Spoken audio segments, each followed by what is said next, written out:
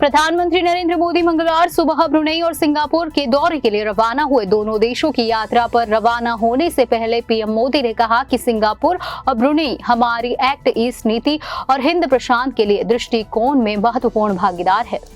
प्रधानमंत्री नरेंद्र मोदी मंगलवार सुबह ब्रुनेई और सिंगापुर के दौरे पर रवाना हो गए।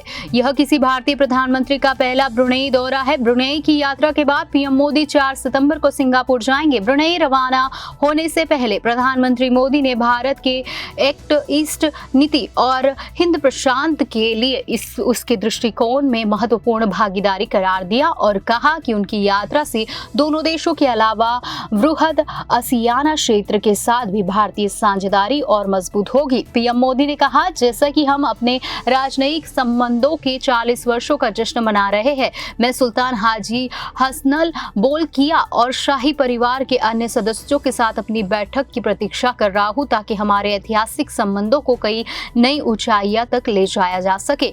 उन्होंने कहा कि मैं राष्ट्रपति थम्मन शगमुगरनम, प्रधानमंत्री लॉरेंस वोंग, वरिष्ठ मंत्री ली सीन लुंग और सेवानिवृत्त वरिष्ठ मंत्री गोह चोक टोंग से मिलने के अवसर की प्रतीक्षा कर रहा हूं।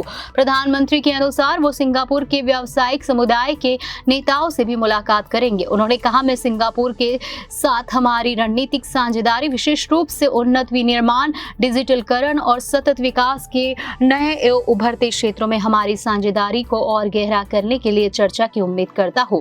उन्होंने कहा, दोनों देश यानी सिंगापुर और ब्रुनेई हमारी एक्ट ईस्ट नीति और हिंद प्रशांत के लिए दृष्टिकोण में महत्वपूर्ण भागीदारी है। मुझे विश्वास है कि मेरी यात्राओं से ब्रुनेई, सिंगापुर और बृहद आसियान क्षेत्र के साथ हमारी साझेदारी और मजबूत होगी।